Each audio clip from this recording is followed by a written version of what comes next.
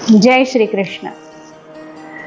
फाल्गुनाच्या वद्य पक्षामध्ये येणारी एकादशी म्हणजे पापमोचनी एकादशी. या एकादशीचं महात्म्य युधिष्ठिर महाराजांनी भगवान श्रीकृष्णाला विचारलं.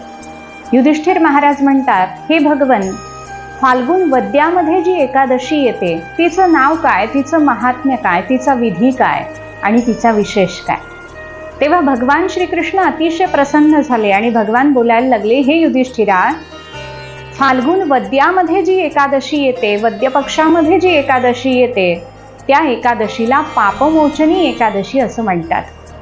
तिच्या नावातच तिचं सामर्थ्य दडलेलं आहे. समग्र पापाचा जी नाश करते ती पापमोचनी एकादशी. महापातक, अतिपातक आणि सामान्य पातक, उपपातक या सगळ्याचा नाश करण्याचं सामर्थ्य पापमोचनी एकादशीमध्ये आहे. या एकादशीचं महात्म्य जो कोणी श्रवण करतो त्याला धार्मिकता प्राप्त होते, सत्वगुण संपन्नता प्राप्त होते, भक्ती प्राप्त होते, मुक्ती प्राप्त होते आणि पापमोचन तर त्याचं निश्चितच होतं. मग या एकादशीची कथा काय, तर भगवान श्रीकृष्ण युधिष्ठिर महाराजांना सांगतात की एक सुंदर असं उपवन होतं. त्या उपवनामध्ये इंद्रादिक देव सुद्धा विहार करायला येत होते आणि त्याच सुंदर अशा वनामध्ये च्यवन ऋषींचे पुत्र आहेत मेधावी ऋषी. ते मेधावी ऋषी तपश्चर्या करण्यामध्ये लीन झालेले होते. एकदा कामदेवाचं आगमन त्या वनामध्ये झालं. तेजपुंज तपस्वी मेधावी ऋषींना पाहिल्यानंतर कामदेवाला ईर्ष्या झाली. म्हणून कामदेवानं ठरवलं की यांचं तप आपण भंग करायचं. याकरता स्वर्गीय अप्सरा मंजू घोषा हिचं चयन करण्यात आलं आणि तिला सांगण्यात आलं की मेधावी ऋषींची तपश्चर्या तू भंग कर. कामदेवाच्या आज्ञेनं मंजू घोषा निघाली. मेधावी ऋषींसमोर अनेक प्रकारचे हावभाव करायला लागली, कटाक्ष टाकायला लागली. ते खरंच समाधिस्थ होते, खरंच तपश्चर्येमध्ये रत होते, म्हणून तिच्या हावभावांचा त्यांच्यावर परिणाम झाला नाही. मग शेवटी कंटाळून मंजू घोषेनं मेधावी ऋषींना स्पर्श केला आणि स्पर्श केल्याबरोबर त्यांची तपश्चर्या भंगली. अतिशय लावण्यवती मंजू घोषा पाहिल्यानंतर मेधावी ऋषींची बुद्धी चलित झाली आणि मेधावी ऋषी तिच्यावर आसक्त झाले. मेधावी ऋषींबरोबर मंजू घोषा अप्सरेनं अनेक वर्ष विहार केला. आणि लक्षात घ्या, काम असतो तो नष्ट होतो, प्रेम असतं ते प्रतिक्षण वाढत असतं. म्हणून काम नष्ट झाला आणि मंजू घोषेनं सांगितलं, आता मला देवलोकाला जाण्याची परवानगी द्या. जेव्हा देवलोकाला जाण्याची परवानगी मंजू घोषेनं मागितली तेव्हा ऋषींनी विचारलं, जर तू माझ्यासाठी आली होतीस तर मग इथंच का राहत नाहीस. तिनं सांगितलं, माझं काम झालं, आता मला जाऊ द्या. मग मेधावी ऋषींच्या लक्षात आलं की कोणत्या तरी वेगळ्या उद्देशानं आपल्याकडे आली होती. मग त्यांनी विचारलं, तू कोणत्या उद्देशानं आली होतीस, तुझं काय काम होतं. तेव्हा तिनं सांगितलं की तुमचं तप भंग करायला मी आले होते. मी अतिशय प्रामाणिकपणे सांगते, कामदेवाच्या सांगण्यावरून मी आले होते. मेधावी ऋषी संतापले आणि मेधावी ऋषींनी तिला शाप दिला पिशाचिनी होण्याचा. ती थरथर कापायला लागली, ऋषींचे पाय धरले आणि सांगितलं, मला शापमुक्त करा. तेव्हा मेधावी ऋषी बोलायला लागले, शाप एकदा निघाला की निघाला, मात्र मी त्याच्यासाठी तुला एक उपाय सांगू शकतो. उपाय असा आहे, फाल्गुन वद्यामध्ये एक एकादशी येते, तिचं नाव आहे पापमोचनी एकादशी.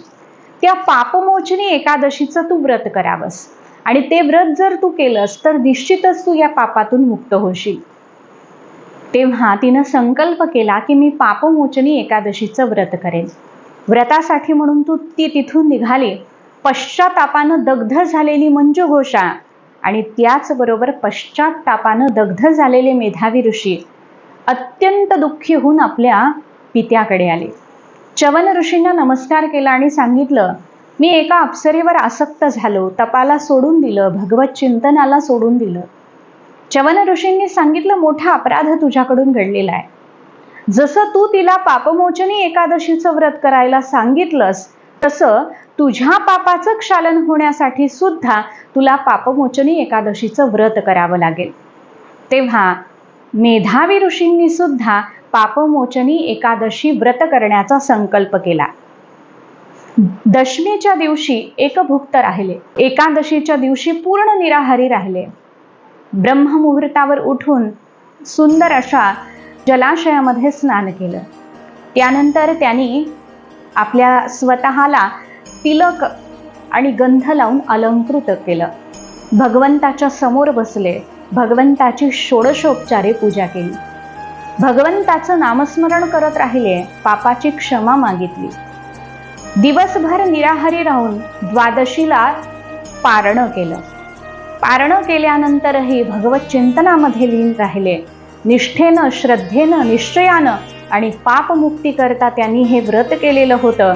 म्हणून नुसत्या एका एकादशीनंच मेधावी ऋषींचं आणि मंजू घोषेचं सुद्धा सर्व पाप निवृत्त झालं. मंजू घोषा स्वर्गाला निघून गेली आणि मेधावी ऋषी आता आपल्या तपामध्ये पुन्हा एकदा प्रवृत्त झाले. या एकादशीला आणखी असं काय करावं जेणेकरून नारायण आणि लक्ष्मीची कृपा आपल्यावर होईल. याकरता शास्त्रामध्ये एक उपाय सांगितलाय की या दिवशी 9 वातींचा एक दिवा भगवंताच्या समोर प्रज्वलित करावा. दिवा जास्त वेळ राहील अशी योजना करावी आणि दिवा सुरू असताना प्रज्वलित केल्यानंतर ओम नारायणाय विद्महे वासुदेवाय धीमहि तन्नो विष्णू प्रचोदयात या मंत्राचा जप करावा. 11 माळा तरी या मंत्राचा जप करावा, जेणेकरून लक्ष्मी आणि नारायणाची पूर्ण कृपा ही वैष्णवावर होते. म्हणून पापमोचनी एकादशी सारखं व्रत आपल्या जीवनामध्ये आपण निश्चितच केलं पाहिजे, जेणेकरून आपल्या प्रिय भगवान श्रीकृष्णाची कृपा आपल्यावर होईल आणि भक्तीचा मार्ग सुलभ होईल. हरे कृष्ण.